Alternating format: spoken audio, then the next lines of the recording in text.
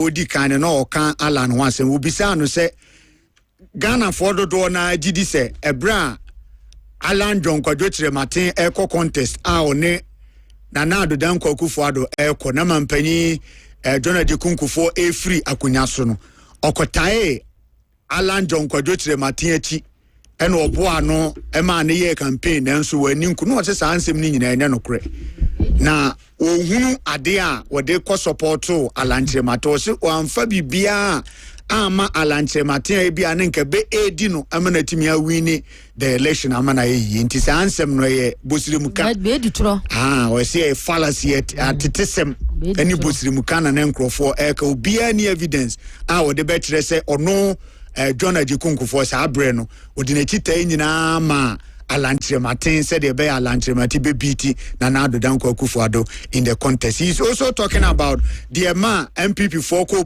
opposition say waka debt exchange programs, our domestic debt exchange program no waka ho asem eduru mrebi crofo bonds na fe mrewa fo ne nkokora fo kokogu banks our air trains so sabe musika so there be is can no man ho kire no dodo enti je eji musika no ansa ne brepa mu yetua de am se ka ho National Cathedral bosha ban no she ni bebre no efa National Cathedral ho no anya hwe kura ne nka osenka aban ni fira kunya so no na osenka wasi National Cathedral no awie wose sha se on de no onim ne se because obi amebo na mane na de no onim ene se ankra bi na edidi sika ne ade ne de esi National Cathedral no ave koduru ba bi a yese yakoje aban sase ave ye de enkrofo bi no aman sika ne ade ewura sa National Cathedral ni sienum etu ogidi se no nso ka ho bi na de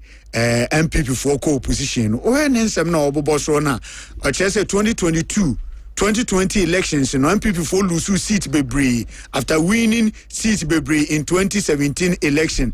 Now for yeba 2016 election, yeba 2020 after no lose ni seat ni kakra. After 2024, na say seat no one lose kra. And not say BB there's something wrong. Na BB nkoye ana Ghana for nyina nitua. What you know, say Ghana for won't take care for granted. And Toba, the Ghana for say Yama woman, one yama or more, one hair woman to Kukrumuti, a bepam. No more you for Kunaso. Etiana 1 year pepe. Sabre na Dr. Mahmoud Bomiano Akasa. Sabre is no young Kasad or Kasa be. No, because 9 more it was between I think 9 and 10, 9 and 10 or 9-11. Okay, I hope baby no kasaya. Sunday morning. Sunday, yeah. I don't be kasaya concede because here to abano on the 7th. Now results are benina NDC are winning, but now the MPP communicators about one table catches so there be. Omonso resource ewo no miracles aboaje enso resource ya collate no etesi a win ya de ate enti se wani nkuma ko police station na ko boa wani kum so de akona koda wa yiro wa ye pampe enti anopa no na Dr. Mahmoud Bohyen aba bonten ampa o de camera koto no so video ni ade ko ye na no bia anim so oba be concede ampa so Ghanaians at home and abroad have been sitting on tenterhooks, awaiting the outcome of the election. Let me say that the data from our own internal collation of the election results indicate that former President, His Excellency John Dramani Mahama, has won the presidential election decisively. The NDC has also won the parliamentary election, even though we await final collation for a number of seats. However, I believe ultimately that these will not change the overall outcome. I have just called His Excellency John Dramani Mahama to congratulate him as President-elect of the Republic of Ghana. I said during the signing of the Peace Pact that I was sure of two things. Ghana will win and peace will reign. The people of Ghana have spoken. The people have voted for change at this time, and we respect that decision with all humility. I thank God Almighty for how far He has brought me, and I submit to His will. I am making this concession speech before the official announcement by the Electoral Commission to avoid further tension and preserve the peace of our country. It is important that the world investor community continues to believe in the peaceful and democratic character of Ghana. These are our most important assets. Ghana is more important than our individual political ambitions, and we must always put Ghana first. While this was not our desired outcome, I say this is part of the democratic process. We put our best foot forward in the contest, explaining our policies and programs. However, it is sometimes the case that the voter would have other ideas. I am very proud of the efforts of our campaign team, and I thank them very much. I assure His Excellency John Dramani Mahama of my full support in the transition process. As committed Democrats, we pledge to ensure that we have a very smooth transition so that the business of government will continue seamlessly. The MPP would offer the needed support to the new government in a very responsible way. Ladies and gentlemen, we have conceded defeat like any consummate Democrat would do, but we have not abandoned the fight to transform Ghana and expand opportunities to all sections of our society. We will not be a disruptive opposition, even though we would subject government actions and policies to strict scrutiny in the interest of our beloved nation. Our MPs, I am convinced, will do a thorough job to advance our democracy and ensure that the citizenry gets the best out of the democratic dispensation. Enjoy. All right, so we Dr. Alhaji Mahamudu Bawumia are now known as the presidential candidate in my new patriotic party our 2024 elections. We on the 8th of December 2024. And what this answer we see to a day after the election.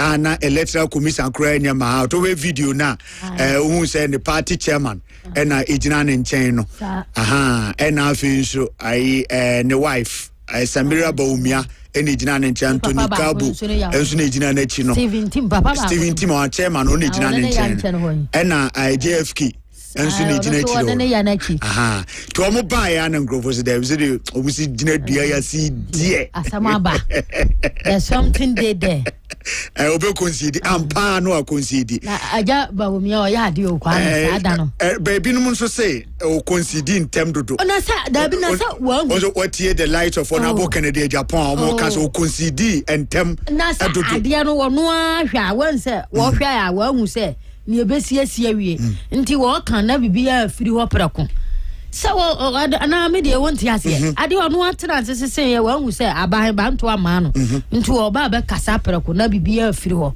na watena ne ba bi adwene no ho te ara Ghana fo ka so kasa nta o kasa yo wanka so ne wanya wa ya de pa na enye ize be ka se me ko nsoko uroma Catholic Senior High School nsoko uroma kale na me kwa ko session leader Peter wanza sa ate o Peter Paul no ne Matthew na isa ya chania ma me tuto akra kuro ne niama nkatike kichicha na bantu aba ma me mi ja school boso be yo teacher master Paul Kwame me say nyeize mi ja session leader me ko session leader kaka ma we ne mi ja school boso me enti nyeize so be concede defeat so oba kasa wo Dr. Bawumia o wa akoma papa nyeize o hwe ani nyina hwe ona wo sokura wo gidie me kura school mu we se de besi ye me receive so many ayi me toma bebe gumu so mini se abayi de ya bobo ya fear delegates babu boy ya ha nti honi hu se sa wo ni nipa awade a ba suso wa no wagina yie na suso bi a wo ye suso wuo.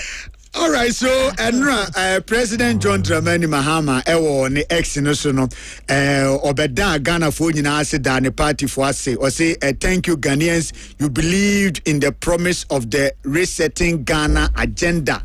You trusted in our collective vision to build the Ghana we want. Inti enra President John Dramani Mahama ebeda Ghana fo nyina ase. But Salam Mustafa youth organizer edema New Patriotic Party or also echo social media and also control. So today is exactly a year since Ghanaians made the fatal error of choosing JDM over DMB. The scorecard is beginning to show that Ghana is running like a headless chicken. We Salam Mustafa our youth organizer dema New Patriotic Party say osusu say Ghana for yem from so ena yamfa Dr. Mahmoud Bawumia yekofa John Dramani Mahama na ose Ghana o mine say no ayet say akokwa enitire no headless chicken sa no mine no TSCC minim 1 year on 1 year uhun saying sabre now I take a decision awie enra now take a decision in the 8th eneya ekono uhun saying decision now take ye no would you say the right decision and say bia ye mo akonya fofora ene ebi anka abesan so take different decision esene said there would take send us your voice was 0246677566 0246677566 1 year pepe penny and a Ghana phone in a koto aba and near saying President is so that Ghana for us so that the NDC for us the resetting agenda is on.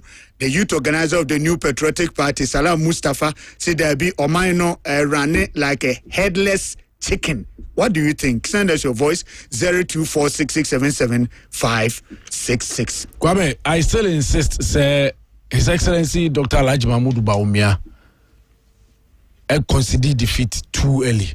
Bibia maka maka ansana onunya for Canada Japan mu ebeka bi no. I say maintain say Alhaji Dr. Mahmoud Bawumia defeat our conceded on the 8th of December 2024 no was too early. Permanent asimune niema na meho no. Yes, there is the argument to say na ya party the coalition and now my year no na or her baby e nam no no hu say emwa wo mu nkugua no mu bidi. Kwame politics eniam e wo mu doso.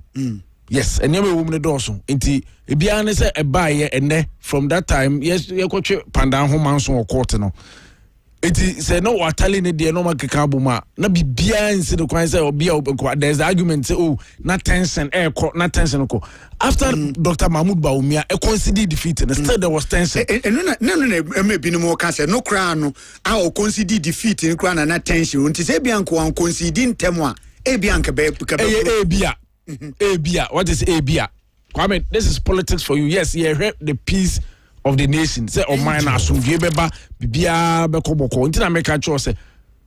After a considered defeat, you know, and conform, oh, man, no more basabasa, no, elbow baby, a breaking, for doors in the account offices, bino. Naga papa consider defeat. Say, my dear, I don't know, be connect Wapijan and say, what the album in Fiamma, who's at the area, the old master for my wiano. I ensure more quite. I want to say yes, you didn't couldn't it in a year stop it. Yeah. It's the natural say no consider defeater. Nanka Sandy Pano. Omono and stop it the it's important because when you consider the honano and you almost say you really that's the word. Embody omo who say can be as you boy but say no consider defeat. So wa ma bonten obi go be catch you say koba bonten no or catch a party for no say you really results are bad the matete ni nyina no until say electoral commission be wie beba be can say assume say no bentin na di nkunim no ye mpa aba you coalition it remain calm and can no opponents na aso mo den am ma dwen ayo mo say ye wie ye koye de pe no Kwame they could have also stayed say nka abia it is an abia no krona no say abia na no betimi am mo so ko mo say da bi ade no de ye wie de ba omi akokan ye nkrofo e kan che de asem na ye rekoko anyi do huwanka Okay, election but 2016 there about Kwaku Adjei Bohyen a comfortable lead. Ewie no na na anti party for no enche na wo sa remind ye ensemo Americans aboaje na all kan say yes yenim de ekọ yenim say nkunimde no yafa yekọ yenim that na Americans say kasar Kwame enti ye be obi betu aka say na Americans nim de all kan say na onhunu ye say omo de na o matali no it was not in their favor na onim but now on also a consent party for no yan kan kire omo na ba bia wo say obi wo no monitor no ontena the moment the leader will come and consider baba can be buasem bia no mo maka nyina no I say odese anko asa ko dwane it is a panyin na ma no an obiebo no ka cha mo say da bi mo obi anko ye basa yeguso kan electoral commission baba be decide or be declare the wedding kunima na ka obi a o ba bi monitor bie nia omunje mu no mo guso eye no wonder a parliamentary seat ni be latter part no and a by MPP for Lucy. How do you even know? Says a common to omo boase and a umupiana kaka baby omu lucy a common lucy. It's politics there. Yes, a bano asumdue from moi abasobo ekoma alaji mamudu ba omiansa pepa o dwenegana ho kane echan wo presidency tumi a obenya e de abaye mampanyin no nti na obe consider defeat na earlier yeda na say on that score say no be o hese Ghana be ebe transfer asumdue mu ti na maka cho say even enokra no enkonfo nkoso ye basabasa ade e chen ye nyina no na basabasa ye enkoso a police for my report say o ma chiche nkrofo sa investigations o ma chiche o baby ekosi ye besi na no pa ya me no ka say Kwame are you aware say ye prosecuting nkrofo say ekosi say ni nyina no obi anim etino ye wo ho no yeah but ade ba kon say ehwe ho asem ne kan say ye election bia no ye to abawie bia no ye lose security no you lose security so bia ye de opese ene when your first time so was steady from 2008 sade basa ban system bia e ba security for no ntimi enyina omo nan so se to aba ni wie na say ye can say we na we ni ananse we say ne de ade na man security for no ntimi nyina no mo protect o man no da bia je say ye train ma amanofo no take over wie no abayi ne nkrofo ansa na ehun security no ye stable enti ho no de na betimi ayafa ho because da bia ye beto aba ne to aba wie a what's all mine bambo ne ye tu bambo ma akare bambo no jina ne nan so ave beduro na posifo complaini say because of so obi so wini abanti wode ne nsa wonani o command obi entie no ese mra bia enya adwuma na ba ne aba ya mra nya adwuma so we should work on that and also you are one, you are totally one. One people, one destiny. All right, so and very important. There may be lessons to political parties, you know, almost a free more. Moving on nemani bi ho no ma so omoye na omoye ahwe ti be de alaji yade mbona baso se obomode eti Kwame quick one yenkwa ma no so na yenye we the general secretary of the NPP lawyer Justice Kudwafo JFK Kwame wa join ya na ye ne mon command pay na chese ye 1 year down the line saying na ene mate la oti enkan ye mo ache ne be ngile fam so kumase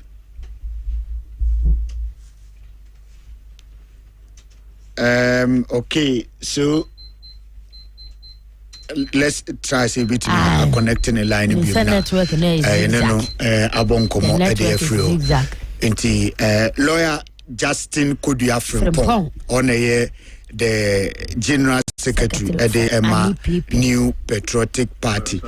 Okay, so yanko na yen say this time yen sabekana lawyer oti yanka ye mo ache ne benjile fam so kumase Kwame meton kapa na meche tiefo nya so atiefo nso eje so na ye bon komo ahwe 1 year sabre on the 8th of December 2024 sabre ye na mo bobo amo sabre na mo he obetimi akaye kakra sabre is about 8 pepepe Kwame dikan de aseda be menyame se adini nyina mo wose amfa aseda no mfa yeyi emano ibi ebesu asasu bia no na nyame na ma okwan ne papa mu ne bone mu ne nyina de da nyame as mejina MPP amayoko na nemo na ya daga na fo nyina se ene ya daso wasundwe wo memo na sebi se de esi o man bi soso no ebi enye ebi si Ghana ha na ye bon pass bi so ensi Ghana ha na ya so ndwe ade a ehia ye nyina Kwame kaka sa si afi ba kokko aka emfi miensa na ni nyina mu no MPP party no ubisa me say December 8th no na me why starting for December 7th every say the two about you na a ball no num elko yes ye can ban MPP wow say about collation of resources you're one of the best system it me who resource no in record time and see you remember 8 p.m. elko no na you who said abano elko ne who say bed and say you bet me edim kunim you disappointed na party na say you know no okay 8th na Sunday the 8th na no pa be 10 o'clock and your presidential candidate Rabamia Babontin because yeah said abana kono MPP you shed tension ne say we did the memoir your percent for akuma bit enti ya gia tum say abaye koto ye no yendin kun enti obusamia na 8th no na Rabamia aye press conference or consider your party to say was it easy convincing Dr. Mahmoud Bawumia because any easy Matie leaders no do na conceding defeat ya there pa na easy man conceding defeat and pass 7th after the election the question is Kwame Sebi who be no obekwa batoma would di no so ahye no mai say wo hwe so bedin kunim na yebeto abanye wi na kunim bi amba ti den ya sabi abembo ni yaw ebebem dan so ya mayofo no yeti ase se be dwuma ya fa to ye ho so no edu ba bi a be de edu ba bi so enye de edu ba bi kunim di beba edu ba bi so nkuku beba nti you aba me ane anyufo na ye what the friend situation room hono yenyina no na yagia to say wo hwe MPP abakosema ye Democrats ye kabima mkabit na fe domofo no ye de tu nti ne sa abato be du a ebedin kunu ebedu so ebedin kuku nti se de bebe bia no ye fa ne sa nti ye aba me a o de se wagia to say ye dim kuku nti na so babo nti be kasa na fe no say dwene Ghana say bi tension ni abato se de deba bu a obekaya yet to about 2 days, 3 days, 4 days, name kuma edi na so bia yam sisi na akofo akumetu ni nyina na yetranse adwere ho no ana openi babontin ebeka say wajet nti we accept results no in good faith though say it was disappointing. All right, yenhwe 1 year on afi mu na yewu no me diri se niema bebre o ho party no mo set up committees ni ade mo reforms na no ye hu se mo amend mo constitution mo presented the members no ni ade ni nyina 1 year mu ni no obeka se the ma defeat ne bae no motimi ye hu adwuma Kwame, why you had the line no in fact Ghana for MKK MPP kita for ebia bibi troman kotraban December 7 nanumre elko 8 a omuhu se MPP ending kunim no oho ena nkofo ewre ho ye ho na nkofo hu se se bi edi ho abro nta ba ti sa de ne de amanfo ni ba omo so pa after December 7 abato na se bi ni nyina etu no ebia ka se etiri tin kan tesa bodisi ni kofanko se bi kebi nya abote kaka na mai pipi about to aso kanama bibia hwehwe ne sabit nyaka o show mai mu a ensema NDC for e kan ye no ejina so ma Ghana for edodo ato abamom and abubusa say 1 year down the line no gebe NSC kwamo be kaya yoko 2024 about one the na NDC na so kese pa no e galansi wase angel brand no municipal society for ni be any sabi religious group ni kopo bebre kasa ye declare state of emergency na galansi e koso se o man ya budi se o man kwaye se o man suno kwame 1 year down the line the Ghana for bubusa say the galansi wase e ho it say and galansi to say and then me tell you say the forest reserve the be a year boy ye near one by and then pending sabem and Cofonia could do to no cohort for forestry or more gas. I said, more bomb by your figo. And then so fear a crap. A cook Kumasi, also Kumasi Quack. Or shop out, you would say, you know, left, right, center, there be a galamsey person. And then Ofi Kumasi, El Kobe, now, who do to me one. Shell Bunkum if I galamsey cost. To the stairs of my penina catch a volleyball boy. And go for Quenya who could do two galamsey. And then you know, said, I am West, I said that you be a PP at my also. Say, and this is for some of Kafa galamsey, and then net galamsey no cost no. My dad, I am you. Let us be. Kwame, all Kaiser call elections, and this is for campaign message back was on LGBTQ. Say be bear money, bear mother, and no banner. To the extent say Omo say Omo eba and Chabusme be meaning inside the Oma Pretty Mahama or Benesabasha Kratia. Say bear money, bear my daddy, every idea for no member. And the Ghana food say LGBTQ and no man Pretty Mahama. Or the Okra don't see it. Parliament who was 2/3 majority to all.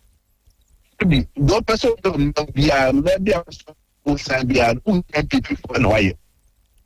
Internet said bear money, bear mother, or ban or bada, LGBTQ, according to NDC for the Kawase. And to Kroma, NDC for your campaign, ATR National Cathedral, said be there, and see, I must say, be in Yamu, in the episode of Bompire, bit Marco. No, I say, be a Christian maker. And before the council be brave, it's carried your come home, and I call you poo, I call him. And then NDC by 1 year down the line, also Cathedral, therefore, so be a anyone. And then NDC force ampa dollar ni abafom. The supremacy. Ka dollar abafom there. Ki say kanoma go susu ebe kofom. MPP appenso 2017. Ebe MPP ni abato. Afe no electricity bill yet so bafom. Yet water bill bafom for 2 years. Now you're on 2 electricity mo. And then NDC aba also dollar abafom. And then electricity tariffs. Across road back on the and 4 times in 1 year. The Ghana folk say most of dollar number form. And the normal boss you cook across road. And then it be a Ghana folk this guy no come out for Cotrajum. Or met sounds I said the only quack came Ebusa said no man boy a simple nanka, Yakasi Baby. And this a member or more former bedroom, doctor for, teacher for, nurses for.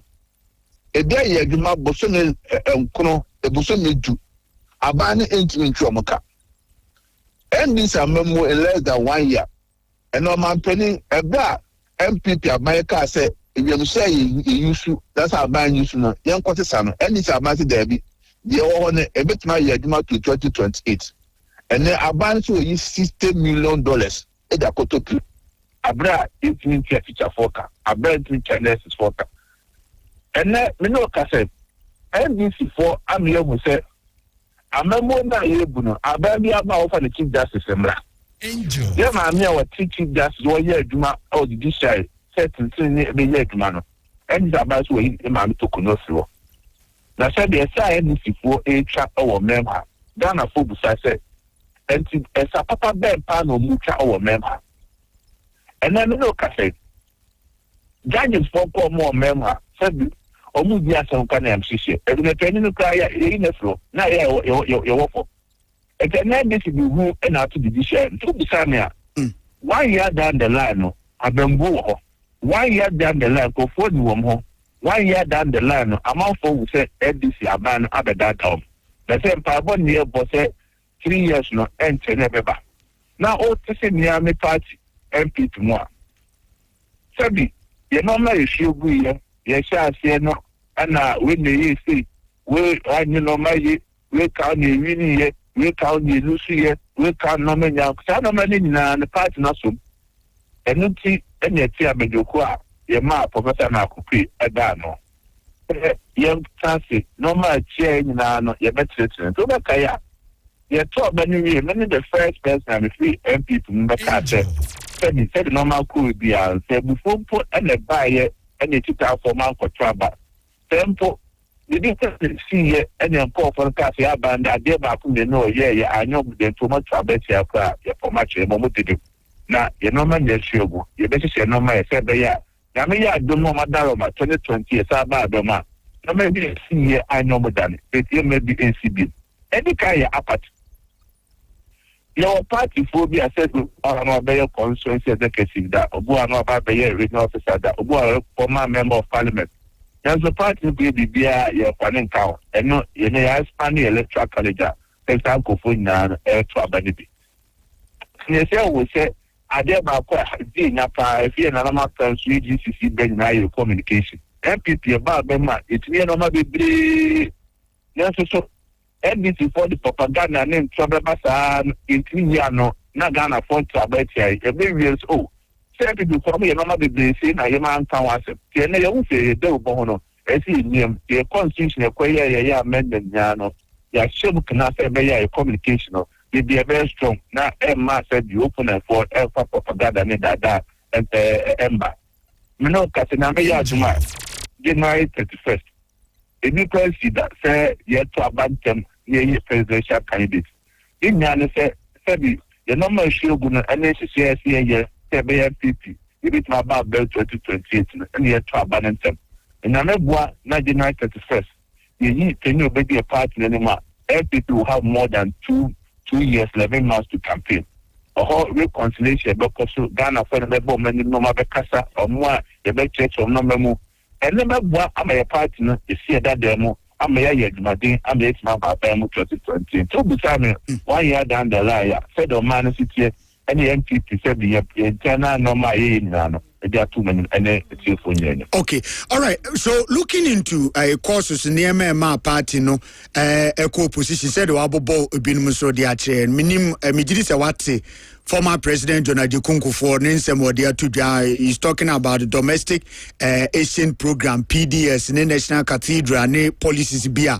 Ujidi said no ne can be my party no a co-position. Now I say consort to crown na party for consort no. Minim sabre no ne former president and no tiase ewo party num. Arena policies near there na mon consort no. Normal no waka. Yewo a normal party ni and your normal abani.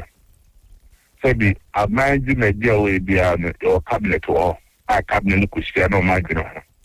Your party you be and you'll be a national council or Mokusiano Magro. It is a party massembly, make my teaching, say party in the or Mampini that die for there. If you be a baby and your quarter or any task, I don't want that just about meeting. If you didn't why, yeah, in the film that. I said there are no more so there, say be a my MPP by a cafe or call for that for no me. Meeting cafe. Mama nyana MPP abaya etwamiye ya na empo ye party no kegu no mo yage na so say you ni nyina no e kan na make say ye constitution amendment ya ye nyina no ta no me si ye nia no papa obo ni nyina ya simukra e be ya na me boy ye ko ye nim no ye ya dum na Ghana form ye baba mu bi 2028 party no e me na tumi kese ase abaya no o no be biwa na no mo be biwa abaya ni betu. All right, in future elections, no, say ye to aba said ye and I know the no echo ye nebi as figures no cra aba na say party no ehunu say party no alusua obe advice said ye more advice ye ma Dr. Mahmoud Bawumia abantem ebe concede defeat no would this obesa yes ade ni bi so I'm born 2028 do we be say when we get to the bridge, we know how to cross it. Now, yeah, normal year there, meaning say, especially normal year. Now, 2028 about it. They do not NDC for normal Luswa, Ghana for Nabishom.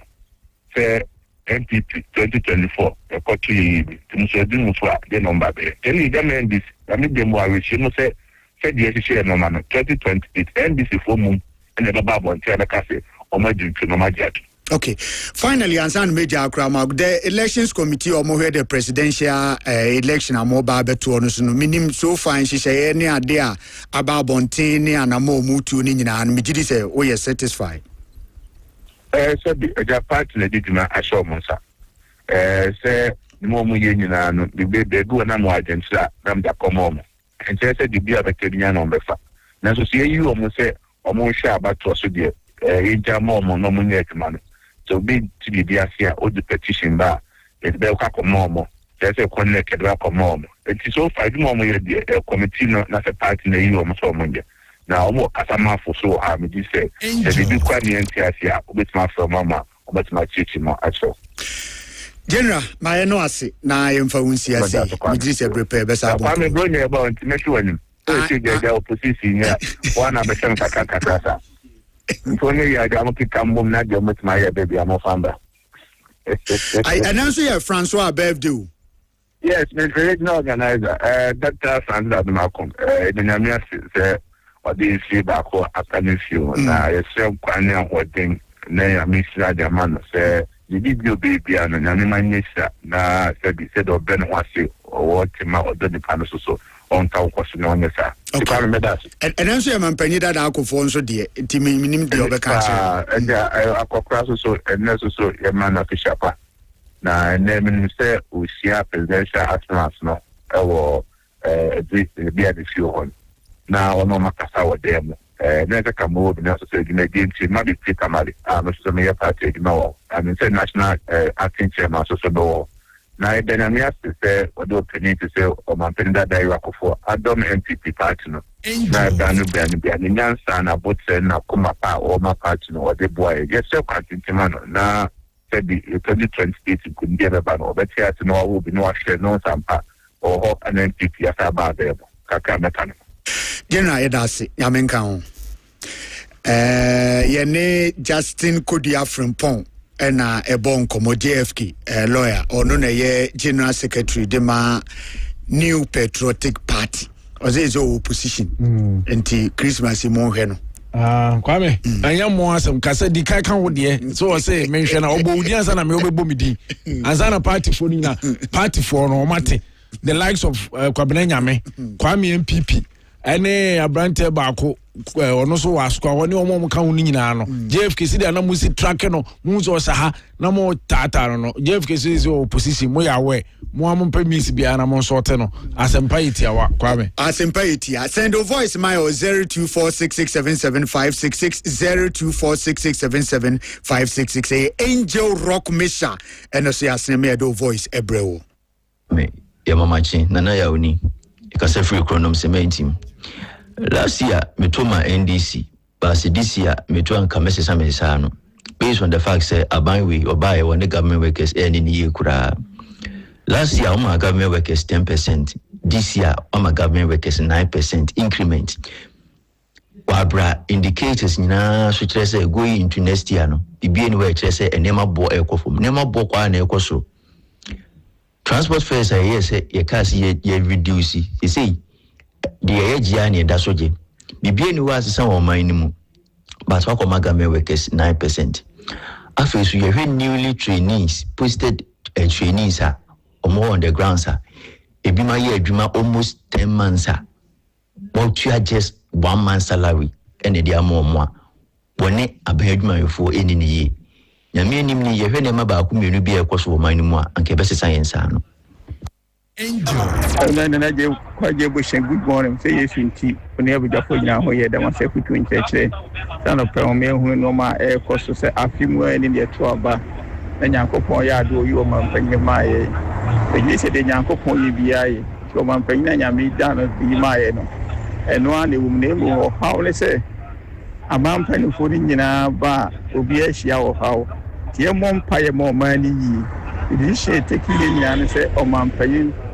Mama and then met now about so NPP phone so be on here and cutting down no more share will be a year yes in touch the being Momayana Umasi and somebody something no she and it can't be and they made it to about Tiao.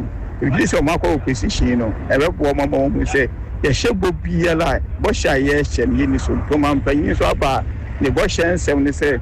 Oh, Boma Glam say a coffee, or we have a coffee. Oh, one is another young coffee, or I think I'm used to doing it. Good morning. I was here taxi driver, a member of MPP Media Patriot, Michia Kwajubamba, Oye incoming National Affairs Vice Chairman Dr. Edutum former Education Minister Michana Pana nana no kwasem say 1 year nra na Ghana for koto ababum na ode abatu Ghana for year to ne ha compare different Africa countries na utim se nyakopon ensa we so pa sumdwe buade ya num bi pa na ubusam say abatu na metoye no me okay me de metuma Dr. Mahmoud Baumia bewanya me na me pese MPP and some maintaining power because NDC dey e ka oman amamu pa aye bu oman mo oman no atumpon no oman nchechire na nipa wato ma MPP na nye NDC samti Ghana you making wrong choice by next 4 years bibia we kama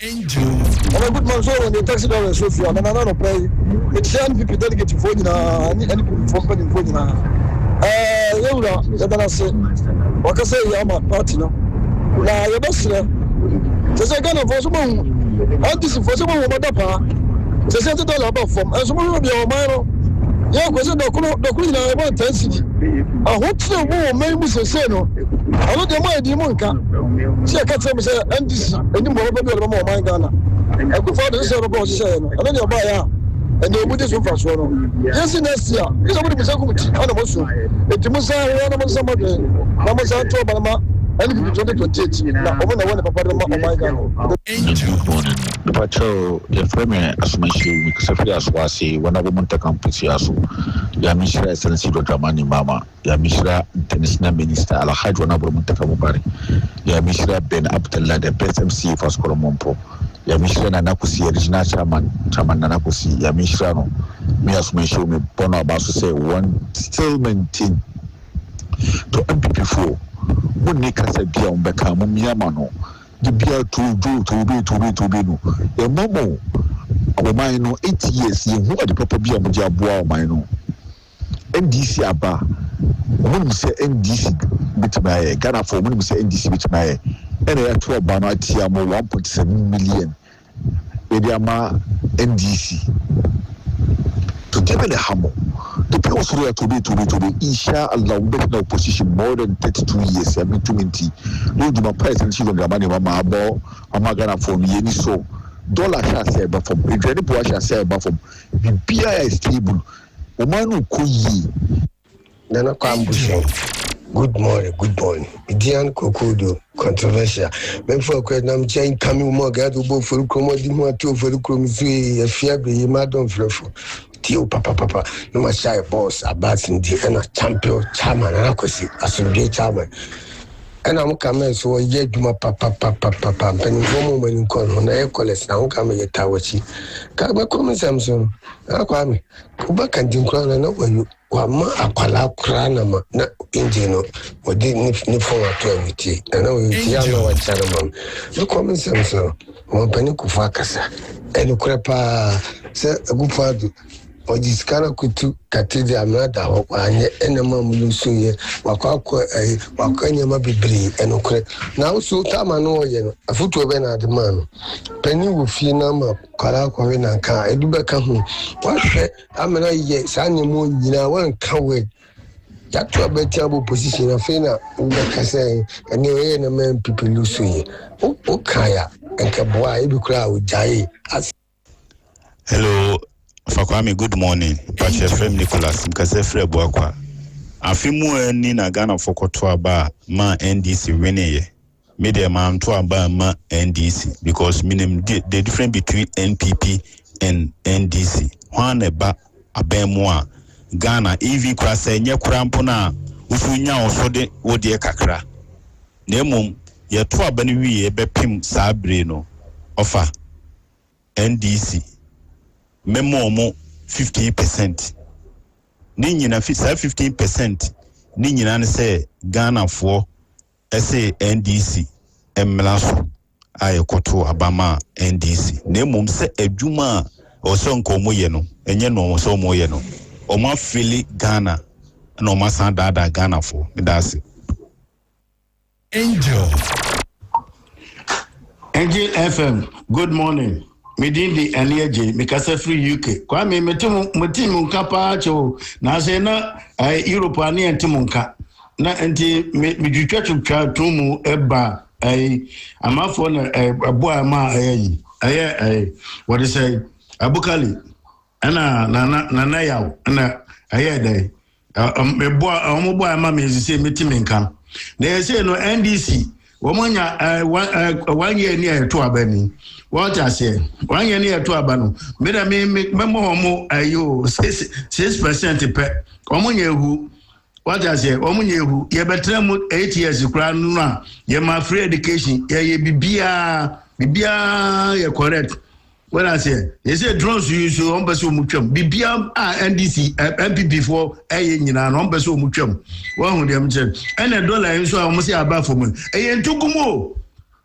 Omutugum, no mutugum, tell Ama dollar no abba from over Omunya Tugum, Ombusa, Oma Reputor, Omuhuso. Oh, Namekasa, net Ochina, Ebatuaso, Mwabai. Nana Kwame, anope mamincha na member abato na mincha Central Region NDC Media Monitors na mincha Kime Board for Parking Juba ne Askwa MC Adwuma Wura Amo Kamel ene Chairman Sheriff Baby Omuwobia Original Isaac Kayaba ne me kasa Africa ase Nana Kwame me boma baso course Angel FM mo bo adwuma papa na omampeni kufo so wakasa omampeni kufo ado de no wonti afutuo enti enya wonwase santase kwanya lead to G no wabetutu kwan sa yarefo yemfa yarefo pempempempem amram mbeduru G na omokra afiri omonsem enya wonwa se we hospital okobie na nne enya adwuma enya wonwa se omampeni akufo ado agenda 111 odi sika wuram na omudi bie na besi ne ba akokora mpo nya adwuma enya wonwa se national cathedral omudi sika ko wuram more than $100 million enso enne adane swimming pool wo so omampeni kufo beka nina because senka akufo ado senko tia futu a enka nyo MPP omawie yeni tega ebu oyibo atini pedro nebe member MPP Media Petros na mencha Dr. Bawumia Yera Honorable Amwe Michael Central Region MPP Secretary Makojo Bamba National Affairs Vice Chairman Dr. Bawumia campaign team ne de ana ne campaign na pawi anwumre ade senyina na ya de na ye hwam na ya akono enti delegacy ti ase etu obi ase number 3 Bawumia. Hello, good morning. Now come Adjei Bohyen. I say, I'm quite my pa and auntie.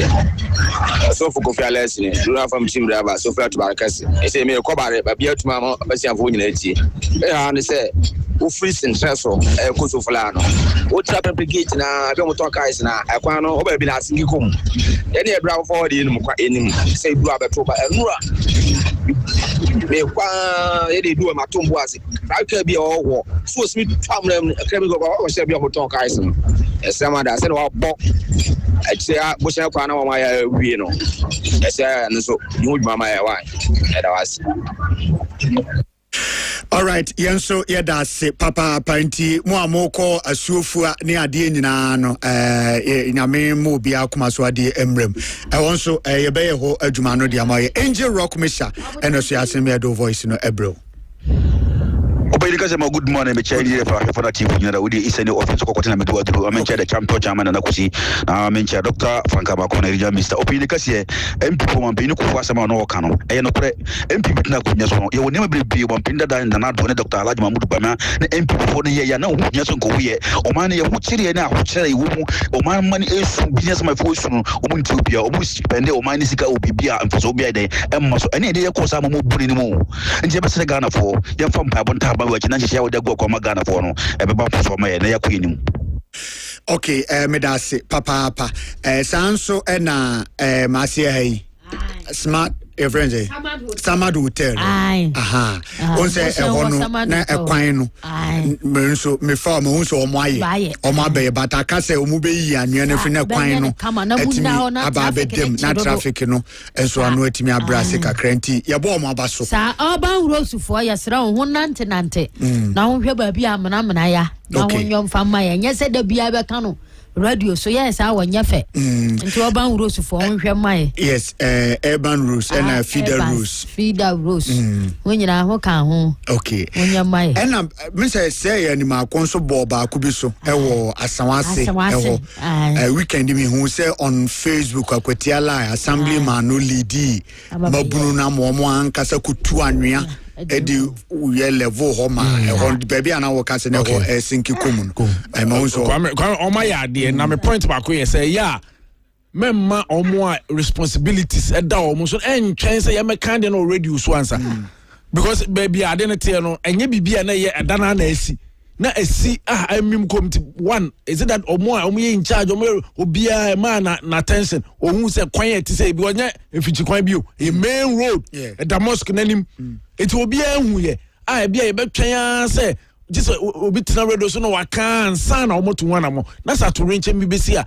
ebia ye kana no na esi awie na sa na mo to wana mo omo ya yes o my but yes omo next time they shouldn't wait to say bibisa abekoso Kwame ye kai omo na ma men kai o man 42 omo so omo go school state girls state boys primary any kg no it's anniversary 80th anniversary baso nra pedifo guso atoto ne ma omo bo amane se nyame ya adom a 10th ya we say ne date 8 ochina brother 9 ukwada no mo di fruit no hye so eti omo kai omanfo nyina se mo fo odom ebodum na nyame ya adom a 11th enso omo de sporting activities na ba omo se agokansi ahodo nyina omo bedi bi no echi no nyame adom a 12 of December so am roundabout ho enso school no ho na wo omo bedi djuma so nko ho de ho na adofo ma ton sa afro mu nyina de odo bebodum na grand eba no eti momra state boys state girls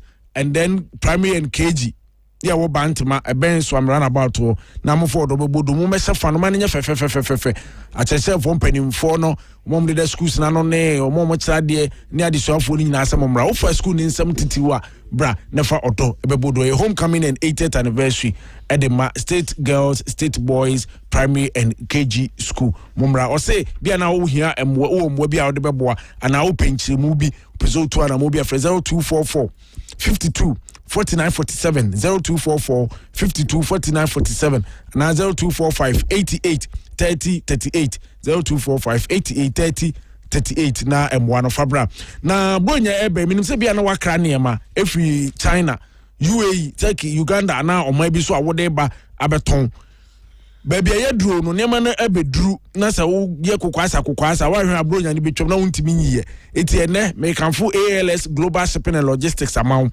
fountain akobo omo dia no na omo megina mu emeyi niema ne mawo se ye full container ye half se de tie bia no omo na omo ne customs empanimfo no eta din kita wonto omo to omo brofo ase kofa we bra yese britia wa mu na omo gina wana mu ayi niema no de amawo ba bia pesa wo de ko bia nso omo betimi de free port wo e de akwa so omo yi wie na so wa de begu kam e de akwa eno so e hawo ni ho ono mo be bo ankra inland port ya e be hwe so ko ne no mo enkotena se entoto niema na oniema no omo nklema ewie mu na nam na yinso so obeye ni nyina kama e de amawo wo free 0243 31 44 38 0243 31 44 38 one ebejo so ye ALS Global Shipping and Logistics was simplifying shipping obesani mailer at alsshipping.com at alsshipping.com na make away na iskasa mo honkomo na me no wo na ebesika sa anso a bra ye wo mu afi ekona wie bi a wo so da ye bi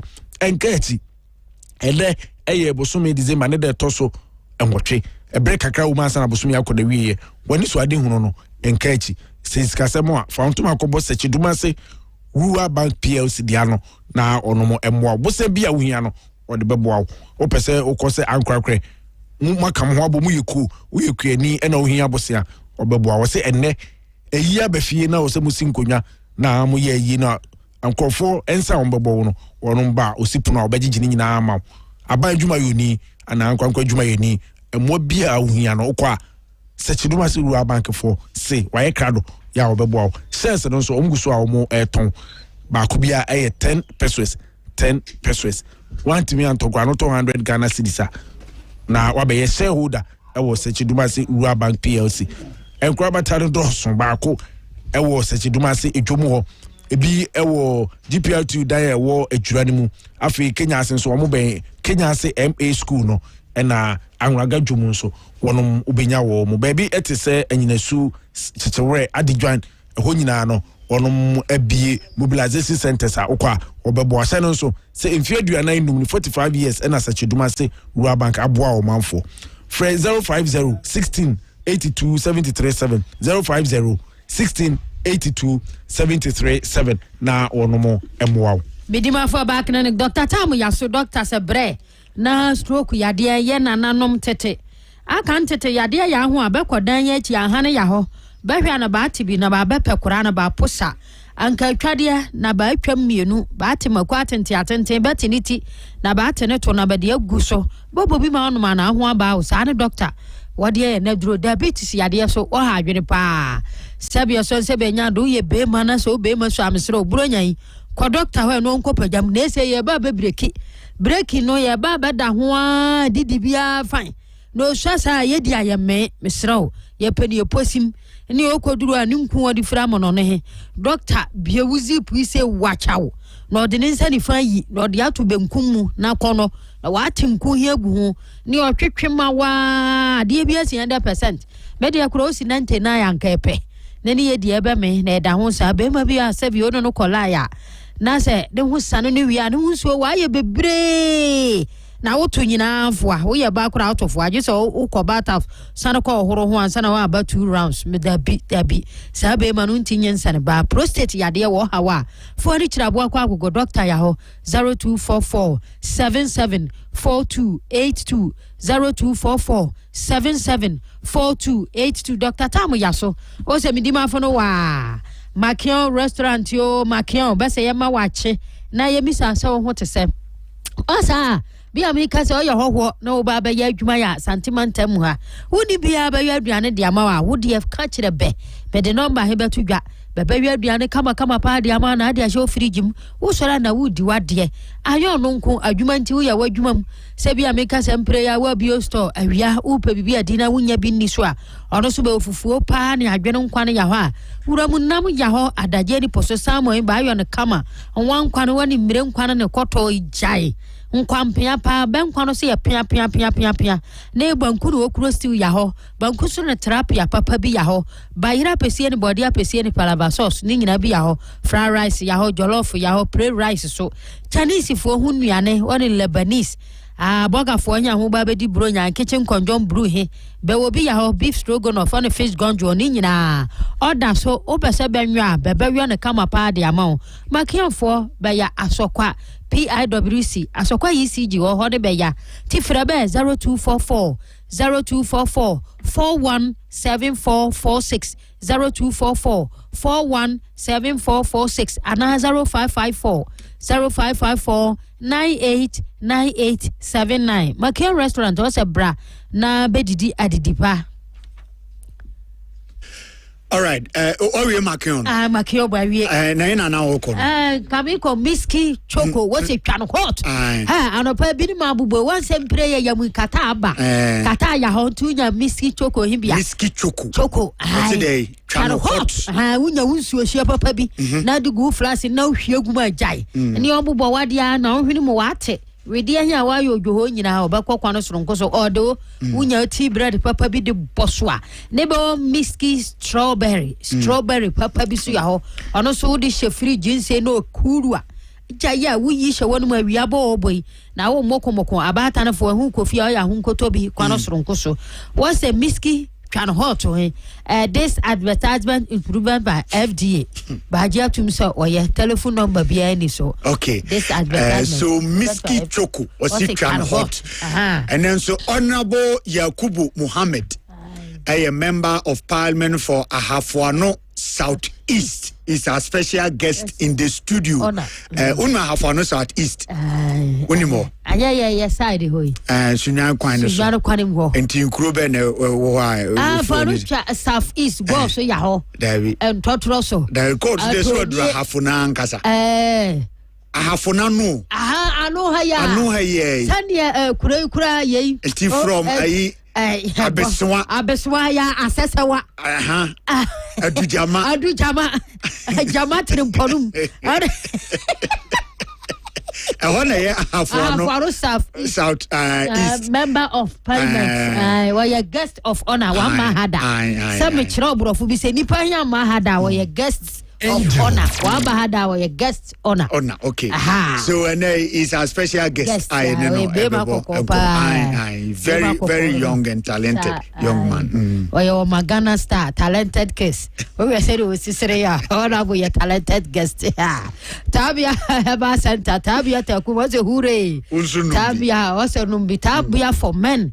Mema ho de be de won be de bayo or dese wo de tafu bi hwe bi a wa ye mra nkofa dua bi ansi wa no na bi ehu se wo bokoboko ne ma papa ye da bi o ta wi dua da bi to bi na de tafre no mwa wo nti wo betima afre 0243 686861 sister Kidi Glamour so bronya he wa dura wie afia no ahie o hom yenton tare papa nhye ya adwuma free January to December nyeni panyina ne anyane saa o bia asabi o yare wa yare sabi abisini anwoto abane amane ensem bebre na nyame adom hwe banu su na sesika ya ho a yenton tare na yenhye atare ne ode bekwa adwabo ase ne ode akwa asore ba bia ne ode trafie ne ode akwa office apemfo onfo ni nchira na nkototo ne ama mofra ne ama nsu bi ya ho ne ode bekwa school nyina papa mpayimfo ntoma yeshu bag ne nyina meba so yentare asoto boda sekura wo ba wojira no fo na anu mikohwe bi yo brazil bi ameto ejai wo she ojiram se ya pampeta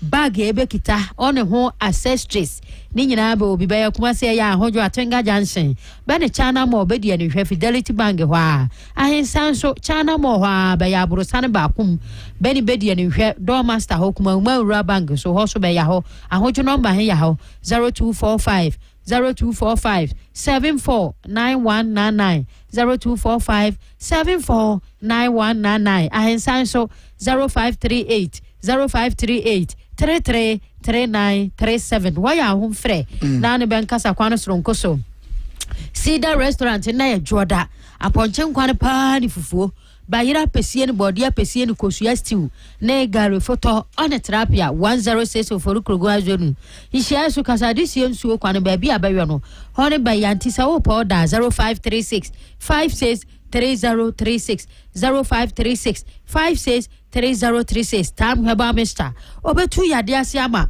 ubu sa amansa nyina ba te sister ye de bosomi ye beso ni ahoto aduane ya akatrema so awa ya wante ye sema ko yam nchiri yam waposo no waposo nyina ya wo ya tam echecha ba mister so no capsules bronya ye agiade o wo ya ba ya kama uni be ma kwala o se ba wuna mu a sabi wunti mai mbamba na ya ho oba ya na wo ka adwem pebina no no ntu ase na 24 ye ne benkasa na benfa ye ne mamra ye nkwa shopping ye hia ne ma rig ye ntobi nhihye kwano soronko so tim ma adwo nso so ye for pork passage interested person 0244 417669 0244 417669.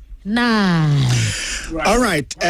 When you see na said on say last weekend no na jina ma henkan na mu invite amanfo say ne papa nana ya ofori amanfo ya kane na ka afo nkase we wono mo hene no we free mu kwa akura ti ma say na otwe wi amanfo adofo fiechichi ne benche ba e bijano papa kwan dodo be bodo muti anopai oda obia se ma henkan ya wo so gide mu ye heba center e wo hwuma manfro woni abusu ani nyina se yenyina fidie so na yemfa na obia se mu be ba be boa no ma ogya ne papa kwan nyame isa obia bako to Kwame anopai yede be sia na ne honorable Yakubu Muhammad ade nkomo no yede atwaso but troops no so omo akwaduru Benin okay that is fine said ene ECOWAS said this statement e ba no say omo the troops be economy akwaboa Benin president said the be ankrofo ebeto share no so no omo nsan emabim da omo the men from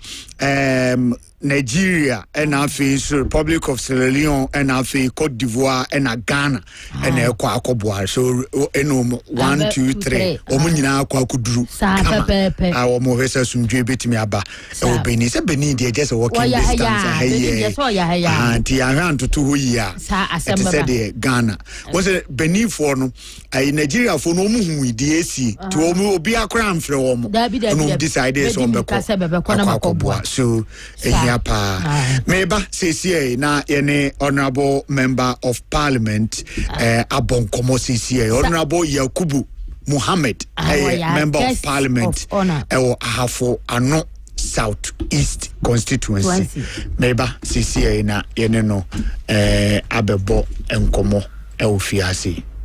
Ewra me pacho bra na me hwa de wo bagi. Bra aden ena nso biem. Hey, time heba me hye ya me kan se yi ba akun. Ani wayi me yensen. Bra sanya time heba me hya esi agye me ni me fiefo enya de abako ebeso yen. We de wudi se ofa ni nyina. Time heba me hya me kasa me di one dance ya heaven ena de me kwa akopie. Enti se malaria we draw ne time heba mixture. Enye enunku o de nanum ato a wontimi anidie no. Time heba mixture duro no ena ye ma wo. Oba a wofa afuro de o ma akwada no fo. Any akwada woni mfie dumienu entimi num aduro yi bi se obeto aduro yi bi anoma hwe se wakọ hospital anase lab am ye hu se wo 3-day malaria yi bi ansa se o petam heba misha enuri dudu atu a fo ani kire KNG Herbal Center ewo Emrom Abidjan House ana ba ko so wo Atonsu Monaco Junction eno echi obenya bi atowo over the counter medicine sellers ene herbal shop dodo na emu Fre 0244 417669 Kayo set time no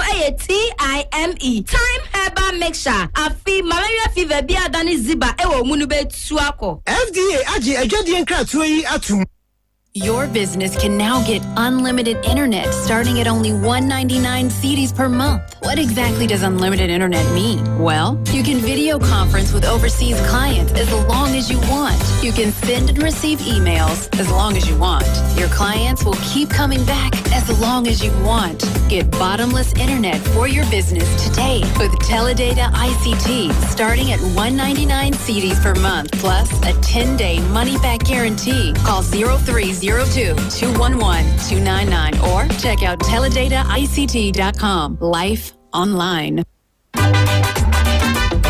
Hey, Pedro, come here, son, and say, who ya Pedrianu? Ama, me say, Kingdom Garlic Bitters and Capsules no me no me yeno. This a man tie aduane pampan, me no mo ato soma. And say we say, obesore na me na ho. Eya na me kwa jogging. Ahoɔden na bedwa. Metimi nante afuru sane a, mente brebium san say, emogya ne timi free adwuma. Immune system no so eye na adwuma. Kingdom Herbal Center for Dre. And we di ho dance here. Men na me se wo se se de wontimi mfa bibia mbrofo me subiom. Ofra, mefro, usane nso a, mesane. Anya kwadwo, miss media semwasi. Kingdom Garlic Bitters and Capsules na daruma. Ambama your best ma. Kingdom Garlic Bitters and Capsules eye dra. Food and Drugs Authority for ajatum sa wonumu a boost immune system. Wa waye kese boost obesity wedropa. Any rheumatism arthritis. Mo pedodo to enko Kimberlin Avenue. Okaishi Drug Lane ewo Enkrine. Drugstore biemu we sabetimi akabi. Wo betimi afre Kingdom Herbal Center for 0275 804064 and 0302938153. Kingdom Garlic Bitters and Capsules. No challenger.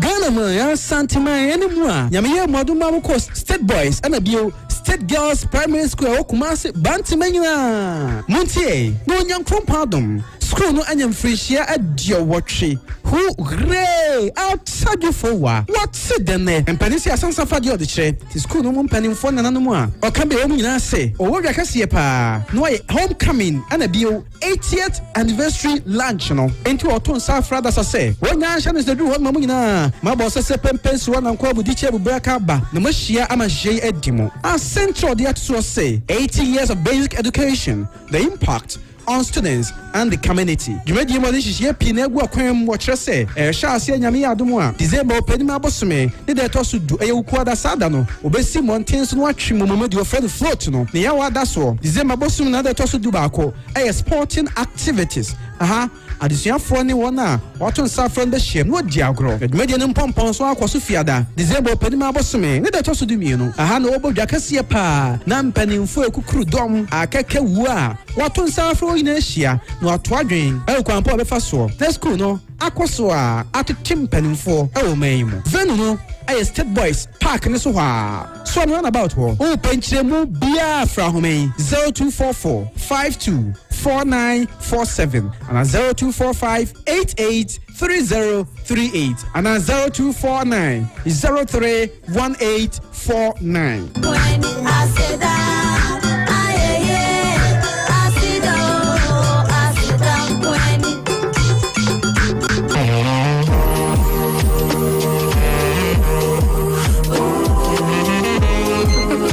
gentleman. Miss me your best. So be do see me now senior holding a human nipedia apomodin pa. And until I'm keeping myself clean and active every time. And now Gentleman Dental Clinic mede me ho ato osun. Abre piara no minstress meeting common na masre e obeje. Esan se me CFA na sanso ahoden. I am Paul Gentleman Dental Clinic. A teeth whitening, dental cleaning, a tooth extraction and an implant. Obi encounter wonum Gentleman se bra na onyin kanin free wonum. So say ya na kaka na how. A swollen gum and a tokru na da osin. Gentleman Dental Clinic se bra na yesi o sen ma. So person did gold and a silver I shall sen so. Gentleman be ni na am. Obi a wachuma yenti we busy na won to me nantin ko clinic. Gentleman Dental Clinic se free won na won mrafi weekend CBI. Our Accra, her Gentleman Dental Clinic, our Atomic Down, and I say Atomic Runabout, Yane Taifa Station, and a direct opposite. Sanso and a Nungwa, your main station, Honoma.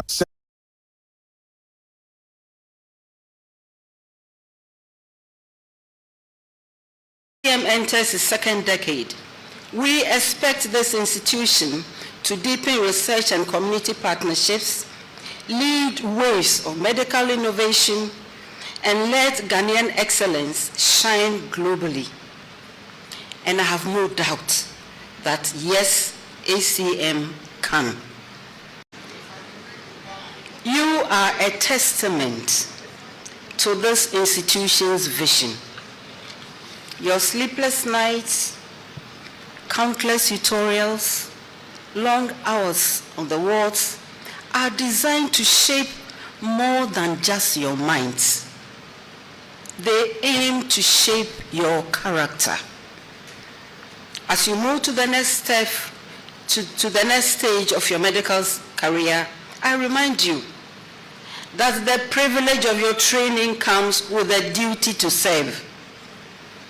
Not just where it is easiest, but where you are most needed. Many of our communities still face serious gaps in healthcare access. And those best equipped to help must prioritize the duty they have chosen over personal convenience. You are entering a profession built on service, courage, and equity. Let your choices reflect not just your ambitions, but your commitment to the oath you have taken.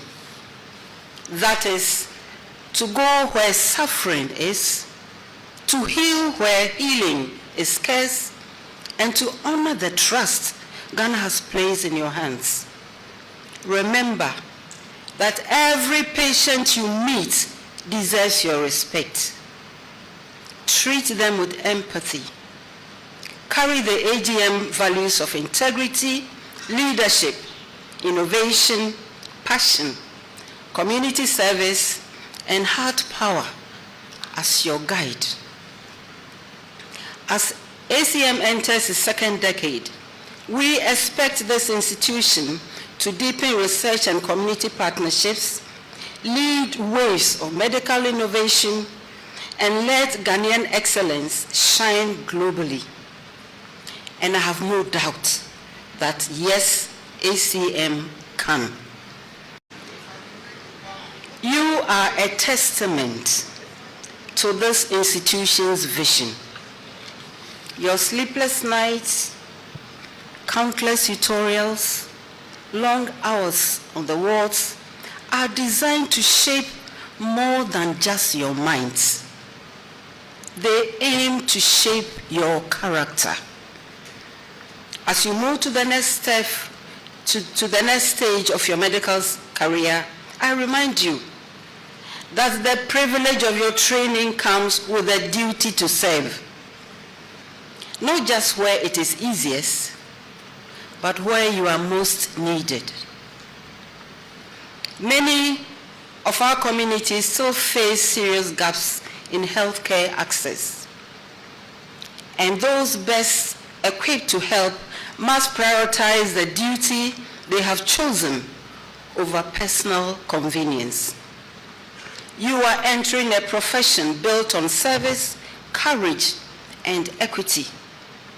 Let your choices reflect not just your ambitions, but your commitment to the oath you have taken.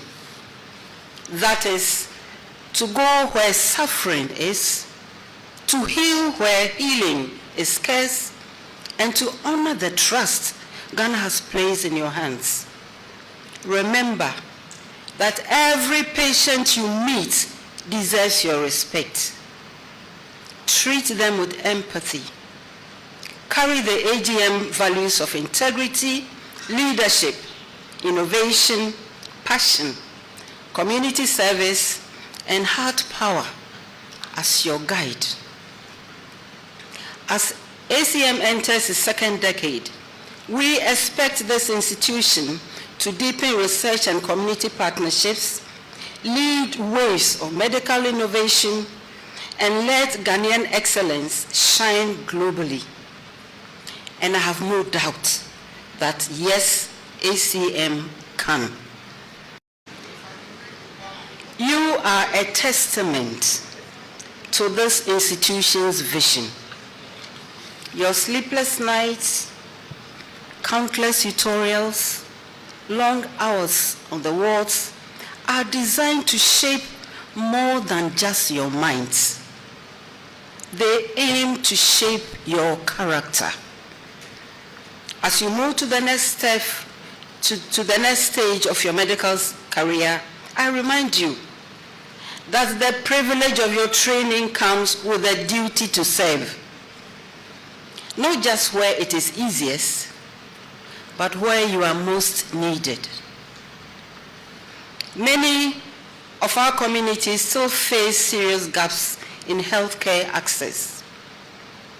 And those best equipped to help must prioritize the duty they have chosen over personal convenience. You are entering a profession built on service, courage, and equity. Let your choices 26.1, and this is your angel in the morning. Yeah, Kyle said, Nyankopon Eya Dumwa. Worship with the Widows 2025 no ebebaso entishanon so say Alexis the God's son and this anshi de ebrewo. So 29 December 2025 10 a.m. pepe Grace Chapel Assemblies of God also for line Bishop Labidima, Prophet Agaspa, Pastor Samuel Adogla, and asofo bebre gospel musicians bebre Bible support. It said there be me say a annual ritual ebia o cash o anwa o sika o garment o bibi kusua bi ni ade a opese o yenye ne mfenche akunafo ne suduru ommo mpae mawa obetim de aba intelefem so obetim so de akopio fm o patasi na obetim afre Alexis the Godson 0247 716364 0247716364 na oneno abonkomo CCA me kai o say CCA bibia de na kom Kenny Rose Internet Solutions and internet open dedicated internet network management administration bibia Kenny Rose ebeama on ewo Ashtown one Ashtown Ecobank no and a boss of friend 0208282810 na eneno emo enkomo. Okay, so I guess it's already seated in the studio. Honorable Yakubu Mohammed, a member of Parliament, Ahafo Ano Southeast, Ononi Aneno Bonkomo. Honorable Yamache. Major Seminar. Nimpombo Kode. Yamadum, and Amomo Papa, His Excellency John Dramani Mahama, or the attitude community. Last month, Namiu said, Udi Ubevdi. That was November. Oh, I see. November is 7. Yeah. November 7. 7, yeah. And I say, this is very ambiguous. That would be for another day. Yeah. The youngest MP in Parliament, and that's all kind of youngest MPs, you know. Dedi Kamecha Atifo. I think in Parliament, our records are there. And say more all the records. I can only speak for myself. But bed is a Kasamobi. Okay, you know, age wise, Ghana ne wono normally I don't want to they say the mu profile mu age na your football age, your real age and all of that. And sometimes you are unable to say it as it is. But okay, Afini Pepe on the 8th. Sabrina way last year, 2024. 2024, around the same time, now I have thousands of people gathered in my house, jubilating and congratulating me. Okay. Now, election were held on the 7th, and by 8:30 in the evening, na Nyame Yaya coalition in and I was sure and confident of the victory because I had my figures, and on the coalition it takes time. Until your coalition room where it took us almost 4 a.m. And maybe the whole place was gathered.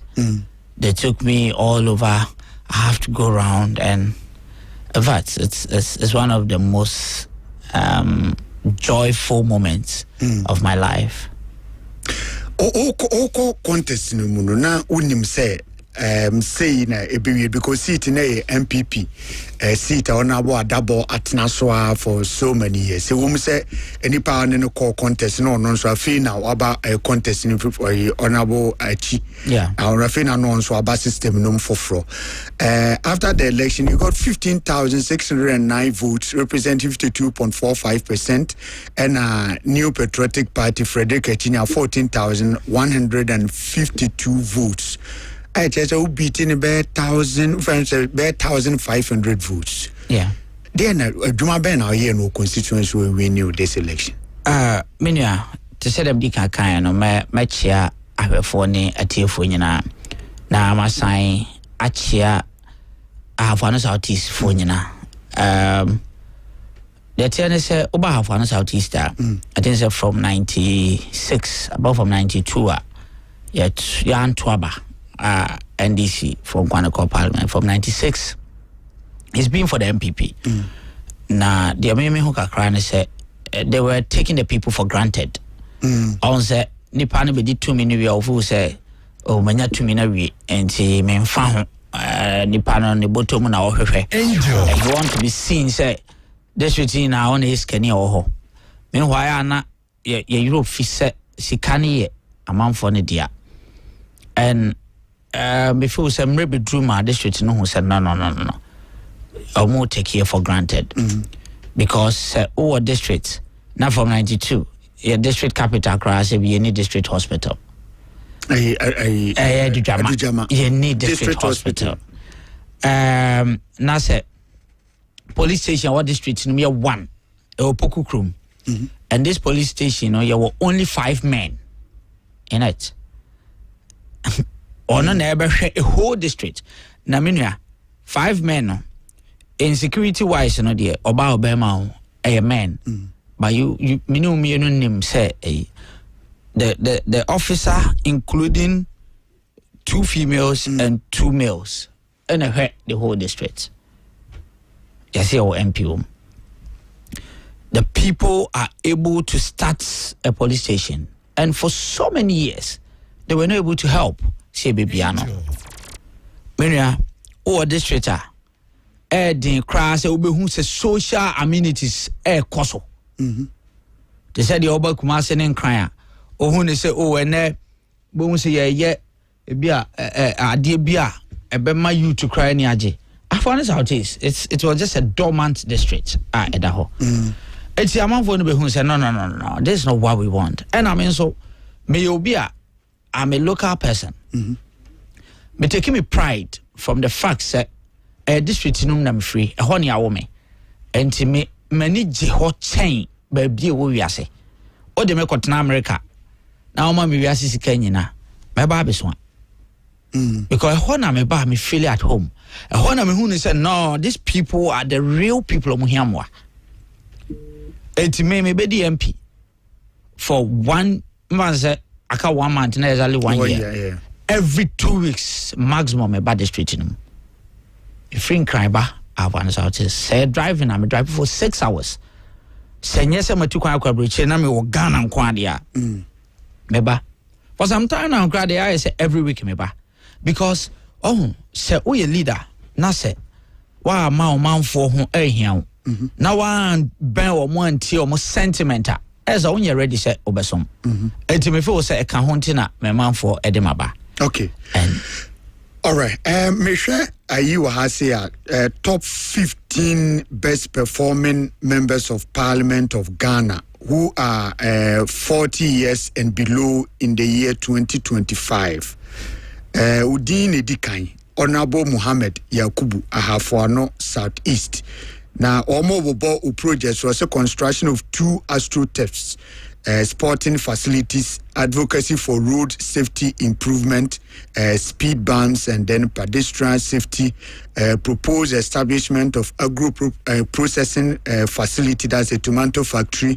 Support for education and youth empowerment via scholarship, mentorship structure, and then representation on the Mineral Income and Investment Fund. We are members of Parliament. Omo enimuru 40 years ewo Parliament. Omo GDC omo ye adwuma no omo this are listed by una now that number 1. 1 year ni no sa projects we nyina why your constituency. Many ameda was to say the okano. Ohwe sa research omo ye na personally I have no hand or knowledge in it. I ask myself, say, what is it? And this is not the first research about. I think even recently, Global Info about research. Among the MPs, Ashanti region, I was rated among the NDC people rated me 75, rated me very good. 25 of the NDC said I'm average. And 100% of the MPP in the district rated me average. When you are an MP, and some requires our research, but not projects be brought to Hanam and State. Okay. Personal relationship and personal support to people. A idea manager home. She said, and I'm a cano. Some MP for 1 year. Now, Mintimi may say 2 weeks at home in my district, and I should tell you the kind of work I'm doing. And when I come, I don't sit. I go around. My common fana aba first and second quarter. Me catch me who say sika na nya misika. It's for the people. This all MP now says our common fana de beba bra. You're not being fair to the people. Because you're MP, you try car every month. You have other benefits. You have diplomatic passport. Abetim dia kwa brechi be your business. Tell the internet they are man for na they also they can sika. No. And what I did, they say, by district in my need any sports facility. The common fan, no, many workers say, and ne, udre di drama, filda, a suya pata, in futrana glass in Corsoda, and then many workers say, a dear glass was what may fancy home. Now, my year light is ongoing. My enya no kwa, oko procrot is a pokukrum. And to my first 6 months, 7 months as an MP. Me started packing me in a boom. Concurrently, me in a ye draining in a Menoka say. And I have one of one of the districts. Ye benya a modern sports facility. Yet straight from the MP's common fund. Okay. There's one of them.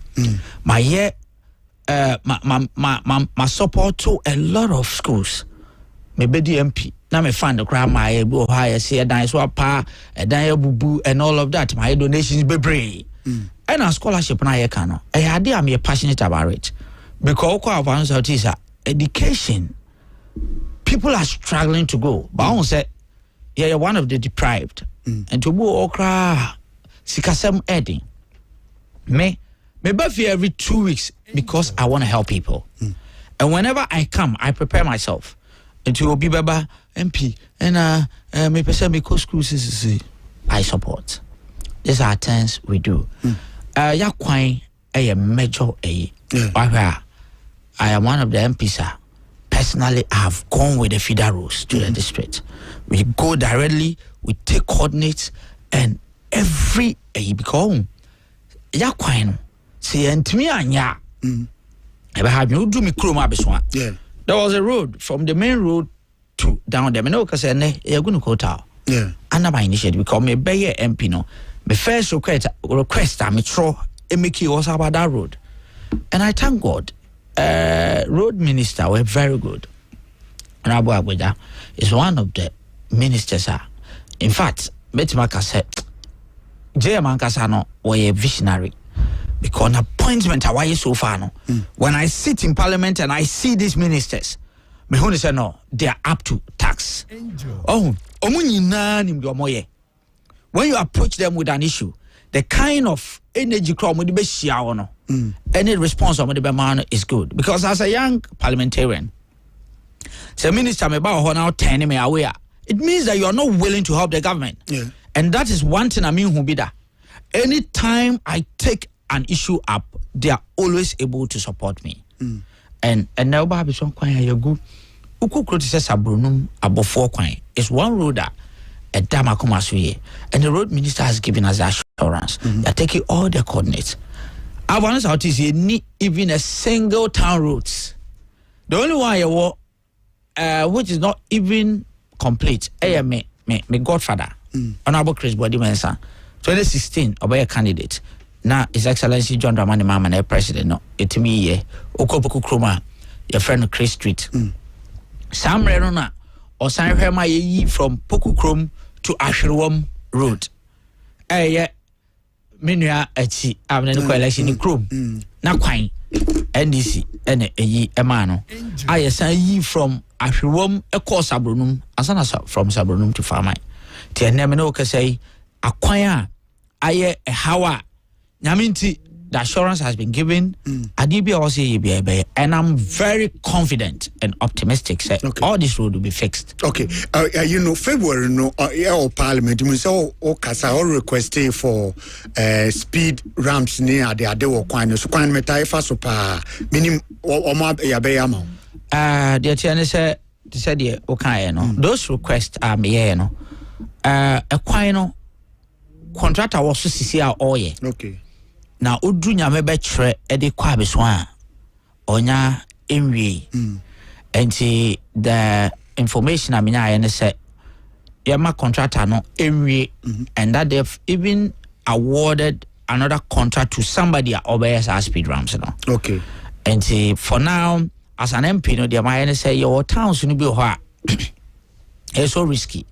So I've gotten people omujina kwan ho or more direct way, especially for students. At the end of the month, my salary me be the 2 years no. Okay. Just for the safety of my people. Okay. And to incur or more our problems, I think that we do it. But also we cannot do everything at a go. But they bet me be at the okay. Now yeah they are boa.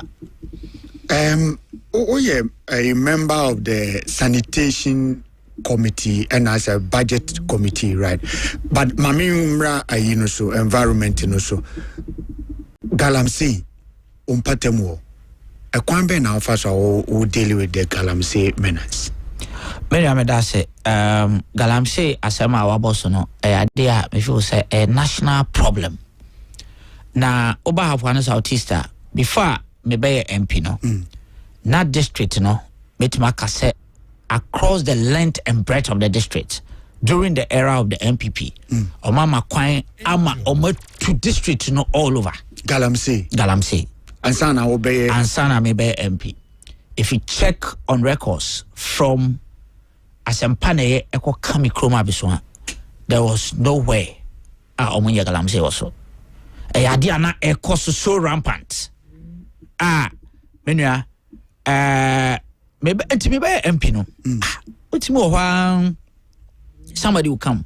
MP, I say me baba chow na. Yet you say me ye eduma wa hana say no tell you say eduma bay na we.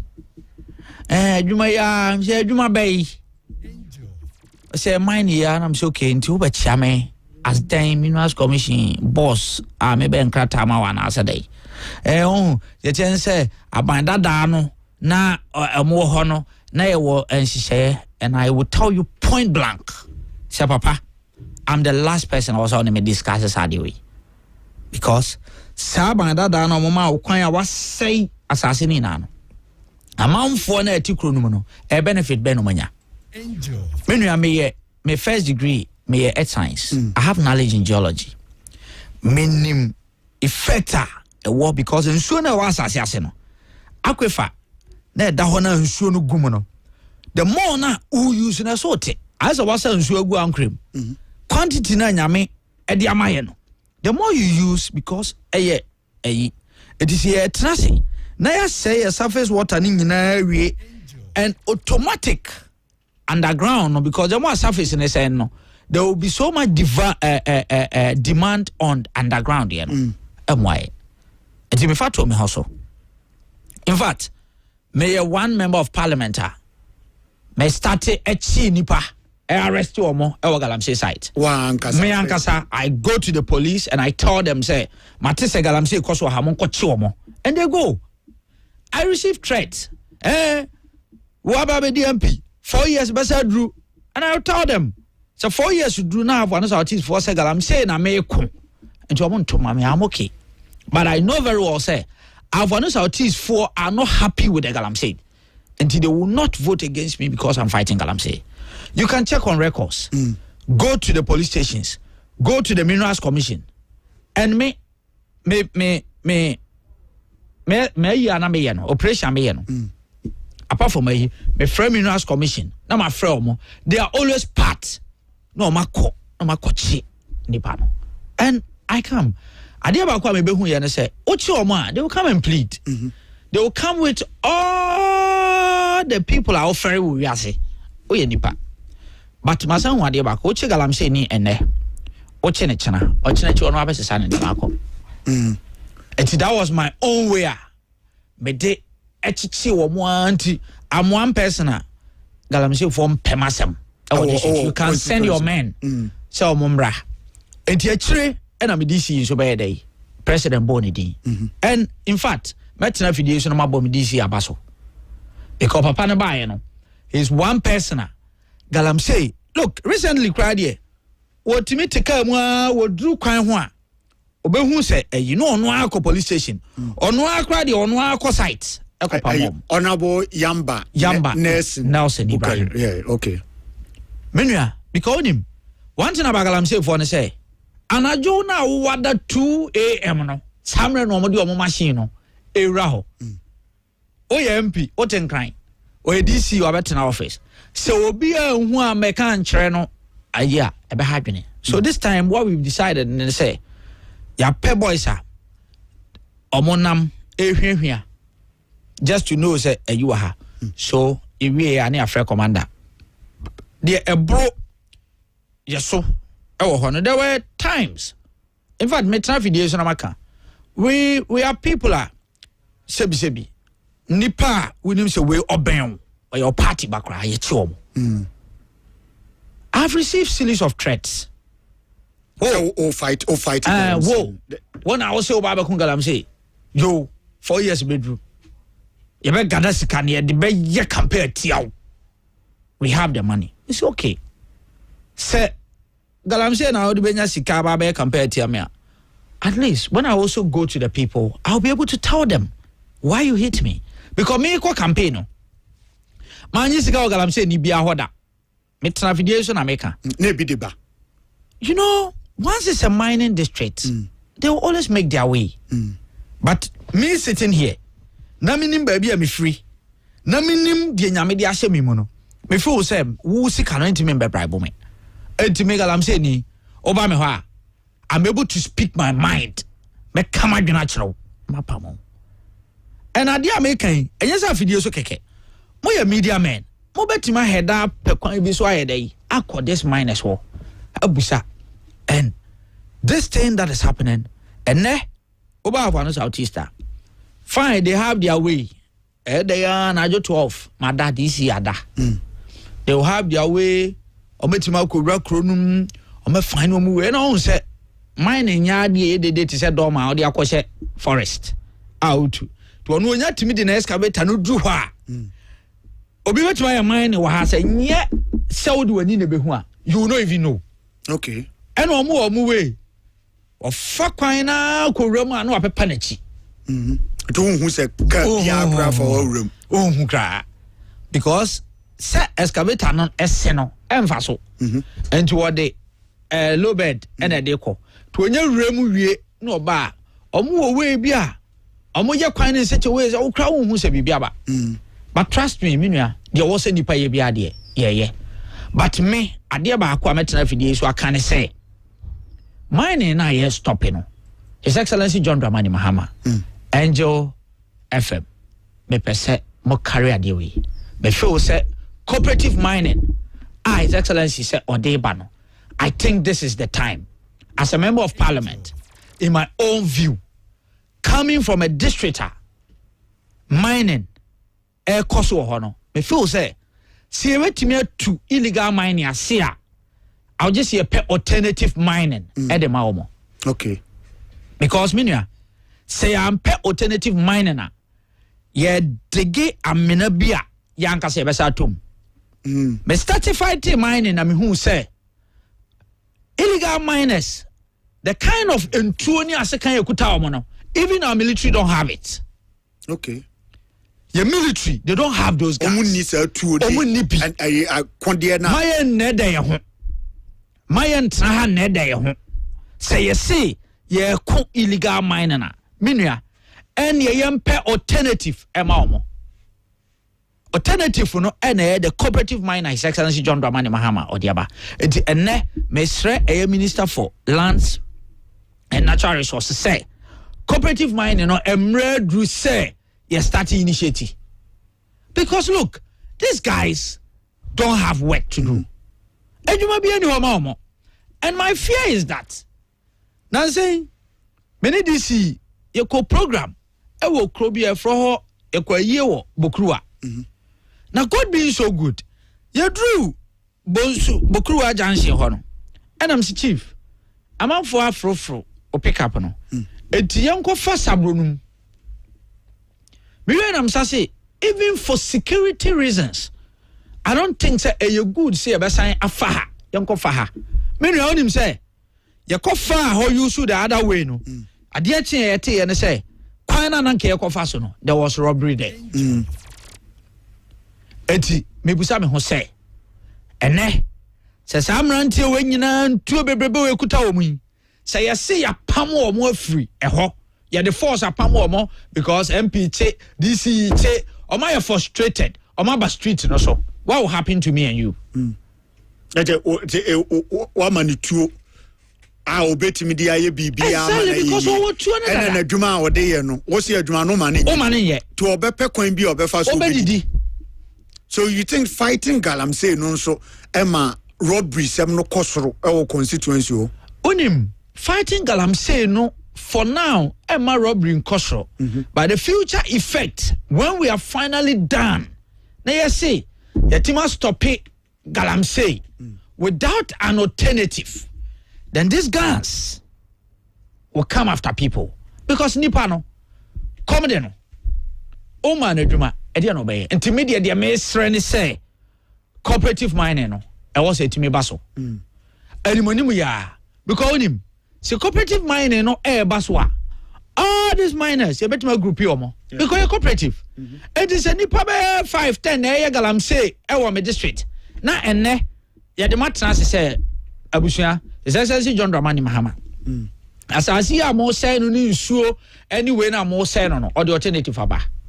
Emran ne say see ade ehu bia anim adwuma na wo ye na emra ye dai e wo ho etu kwa these are the right chemicals also where they use your minerals commission omo ba be kire omo adwuma omo be dai omo be ye e be make sure say water pollution bia ni ho ye dai e koso it is any pakui betima say sa proper mining no still have their money without say enso be say intermediate in as much as I mean so illegal mining so in as much as oba afano southeast because many we DC ya adwene say illegal mining they will fight it because I don't have the heart say me twam na me hu kwan o ma dane asase na me yema hye me that one alone I'm not able to stand it me hu kwan o ma dane asase na it sometimes me yam timi shimmy out to the sense that the next thing I do is a friend commander say commander idea cause wa hanin go and arrest them. And omo che omo so a I tell them mo who say I MP DC na be che omo. Okay. All right. Ya no ya sun dada. Kwame, how would you rate President John Dramani Mahama? Ne, getting to 1 year ni nyansun papa de, but 1 year ni pepa Ghana phone na akoto aba. What de oben abaim? You can say rating. I'll be rating is saying. Menya, if you allow me, being honest, me a Muslim, and aside say politics no, mean to me, me didn't throw entry nipa. To say the Americano.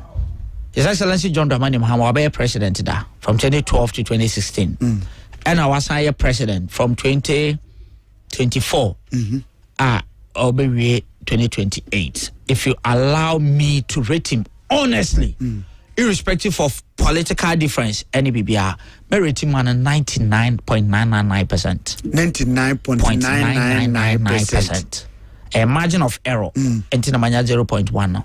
Look, share. Papa no I Excellency John Dramani Mahama manya opportunity share no akwan bebre so one ne kasa o say me dia me pen say me jai legacy I say me pese me jai dimpa, and I'm not really surprised because menua etiwa the Ghana that we knew before 2024 one kasa, being honest, the Ghana that we knew compared to this Ghana who say niama bebre asesa.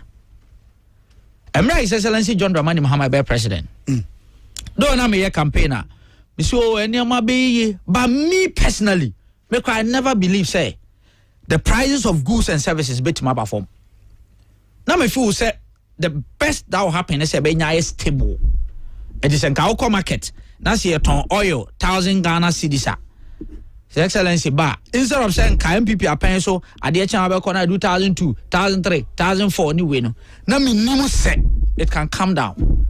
But ene me no ka say oil na ya ton almost 1,002, 1,003 no. Minua me ko to oil 600 cedis. Last 2 weeks.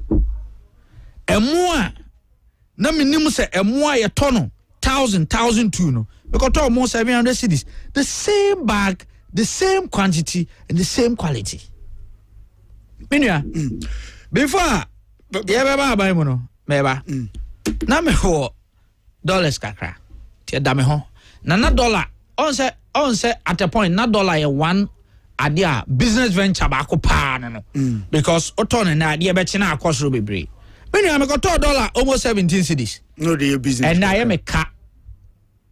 Me say I am a ka say because me busa me say na nesa dollar me say me go ton ma boka bubro na menua eti say wo sa aban we na enne na mete okonkran a me fie a me ankasa nyame adom matimi asi about 9-10 years ago 2016 na me see here me free ho e wa agen kotokweri me free ho na se me ko Kroma from Ensawam Amasamai Pokuase.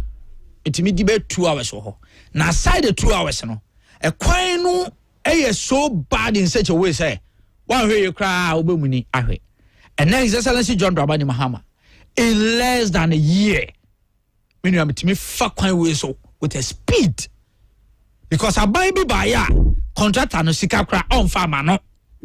And then me no ka say His Excellency John Dramani Mahama to SSK. Menua, and no na me fa go so road. Mo be kaya before John Dramani Mahama before aban mu. Or my go from my aban to go so. Ye gu me fa so. MPP aban ba no mo say oh, kwan no anya ne ye tutu aye ne ye. O tutu kwan no ada ho for 8 good years. O man ye.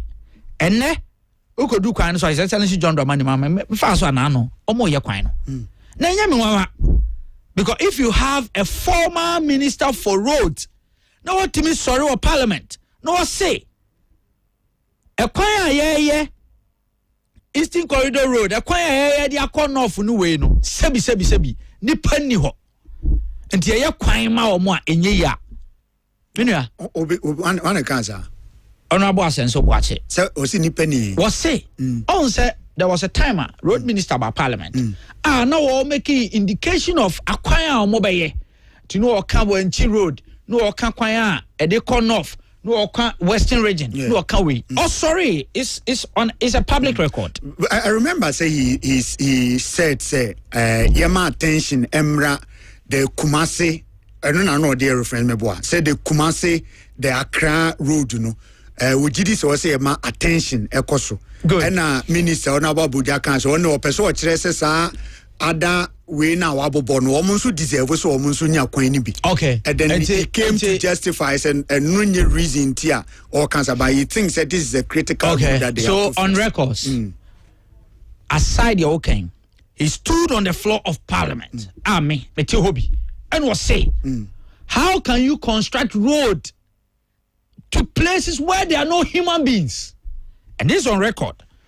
Wait my search. Say next week you can invite me to this studio.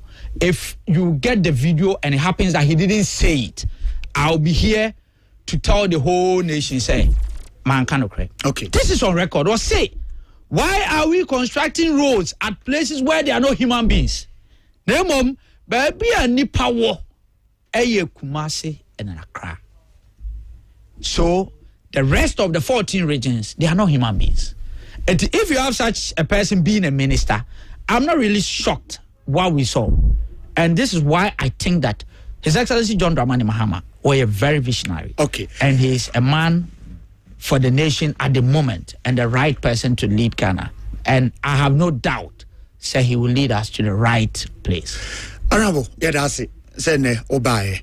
Meji said all kind, days need dear anymore. Meji say, say, sign she and a bon come over because they videos and pictures with Bria. No, say, a wajma, a coin beer, no dance will be a no gun sign near Dana. And so, what they say, Abiswana Adujama, I we video here, that's it.